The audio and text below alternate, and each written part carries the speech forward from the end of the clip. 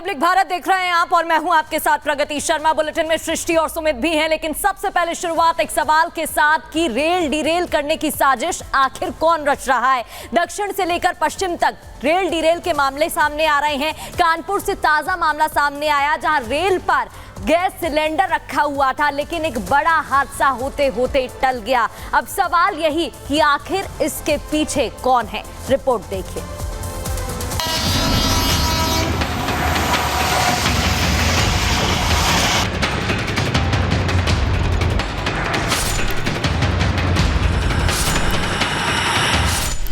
देश में रेल हादसे रेलवे की लापरवाही से हो रहे हैं या फिर साजिश के तहत कराए जा रहे हैं?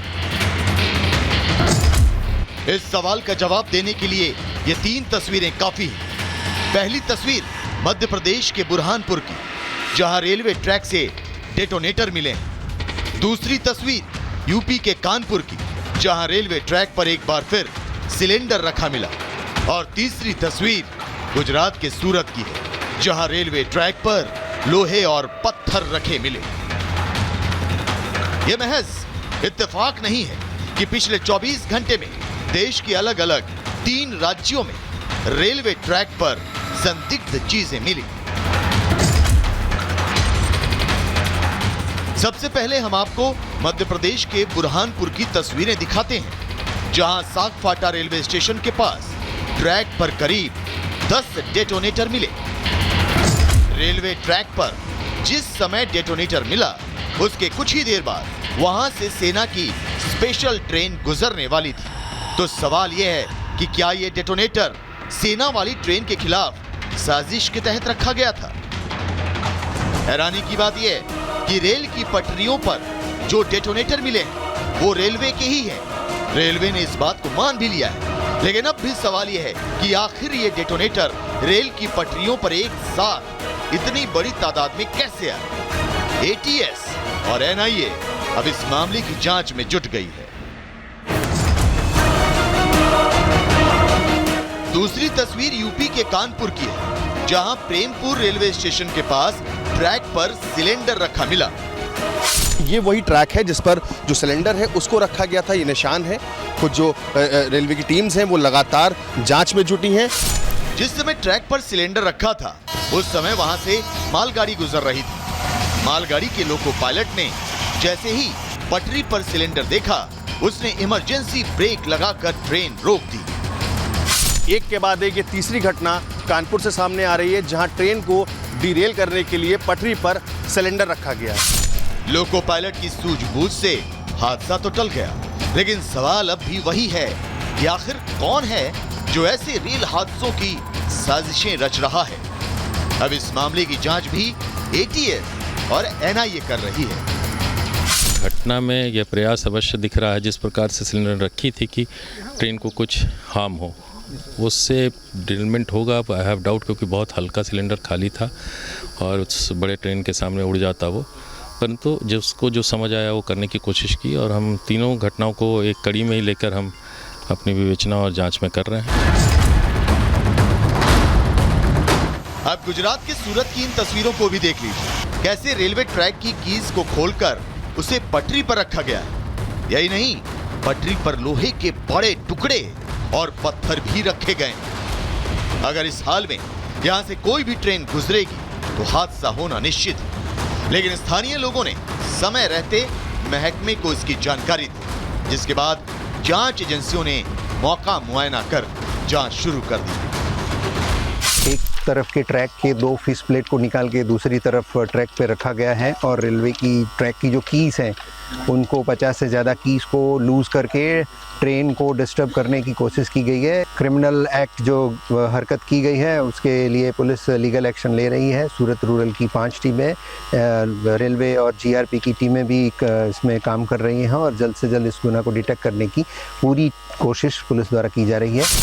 देश भर की रेल पटरियों से छेड़छाड़ यूं ही नहीं हो रही है, बल्कि इसे रेल हादसा कराने की साजिश के तहत अंजाम दिया जा रहा है। पिछले 57 दिनों में देश के अलग अलग हिस्सों में ऐसी 23 घटनाएं हो चुकी हैं। गनीमत है कि कहीं स्थानीय निवासी तो कहीं रेल कर्मचारियों की सतर्कता की बदौलत हादसा टल जा रहा है। अब सवाल यह है कि आखिर कौन है जो ऐसे हादसों की साजिशें रच रहा है। सवाल यह भी है कि देश की जांच एजेंसियां ऐसी साजिशों के पीछे खड़े मास्टरमाइंड का पर्दाफाश कब तक कर पाती हैं। Bureau report, Republic Bharat.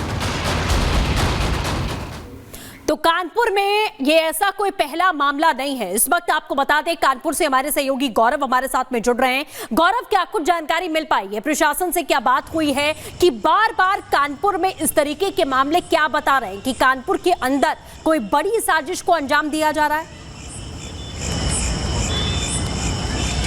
देखिए, बिल्कुल इस बात को मना नहीं किया जा सकता कि कानपुर में एक बड़ी साजिश के तहत इस तरह की घटनाओं को अंजाम देने की कोशिश की जा रही है।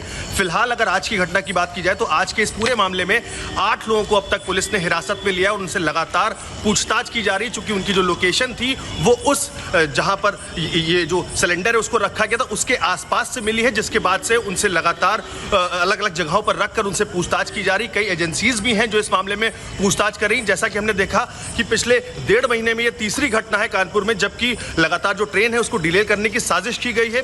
उसी क्रम में आज जो पूछताछ का दौर है वो लगातार जारी है। फिलहाल घटना चूंकि रूरल एरिया में है तो आसपास जो सीसीटीवी कैमरे थे वो काफी नहीं मिल पाए हैं, जिसके चलते जो पुलिस है वो अब स्थानीय लोगों से ही वहां के पूछताछ कर रही। कुछ जो पुराने स्टूडेंट्स थे उनसे भी इस पूरे मामले में पूछताछ चल रही। फिलहाल आपको अगर बताऊं तो जो पुलिस है वो अब इस पूरे मामले में तीनों मामलों को जोड़ते हुए इस पे जांच कर रही है कि कैसे एक ही शहर को लगातार टारगेट किया जा रहा है और वहां पर कैसे जो डिरेल की घटनाओं को अंजाम देने की साजिश है वो की जा रही। चाहे बात साबरमती एक्सप्रेस की जाए, चाहे बात कालिंदी की जाए, और उसके बाद लगातार दोबारा ऐसी घटना रिपीट हुई है कि जब सिलेंडर जो है वो ट्रैक पर रखा गया ट्रेन को डिरेल करने के लिए। बिल्कुल गौरव, और इसी के लिए लगातार अब जांच भी आगे जो है वो बढ़ रही है। बहुत शुक्रिया आपका हमारे साथ जुड़ने के लिए, इस तमाम जानकारी के लिए। और अब बात करते हैं जम्मू कश्मीर विधानसभा चुनाव को लेकर जिस तरीके से बीजेपी पुरजोर तरीके से कोशिश कर रही है। खुद गृह मंत्री अमित शाह मोर्चा संभाले हुए हैं, तो वहीं अब इंडिया अलायंस पर गृहमंत्री अमित शाह ने बड़ा हमला बोलते हुए कहा है कि नेशनल कॉन्फ्रेंस और कांग्रेस जैसी पार्टियां नहीं चाहती हैं कि जम्मू कश्मीर के अंदर तिरंगा लहराए। देखिए,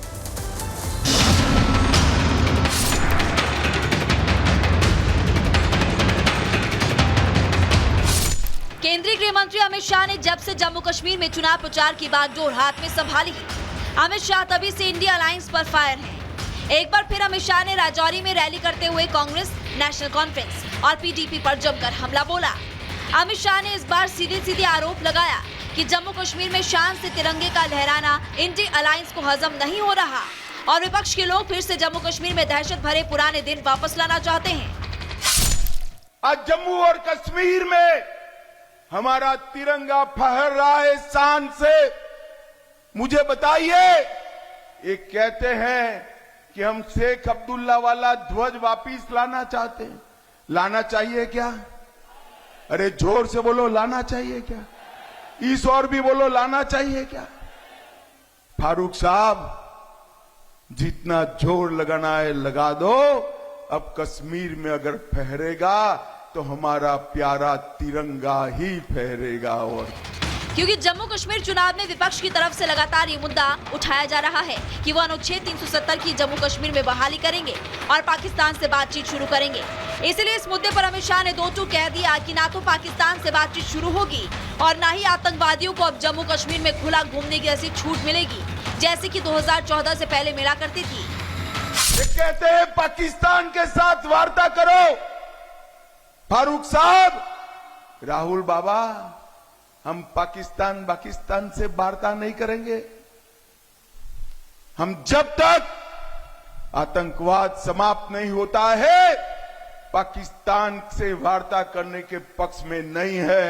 अगर बात करनी है तो मेरे नौसेना के शेरों के साथ बात करेंगे, पाकिस्तान के साथ क्यों करेंगे। गौरतलब है कि 10 साल बाद जम्मू कश्मीर में विधानसभा चुनाव हो रहे हैं। पहले चरण में बम्पर वोटिंग हुई, जिसके बाद बीजेपी के हौसले बुलंद हैं। बीजेपी तो अपनी जीत का लगातार दावा भी कर रही है। Bureau report, Republic Bharat. और जम्मू कश्मीर में विधानसभा चुनाव चल रहे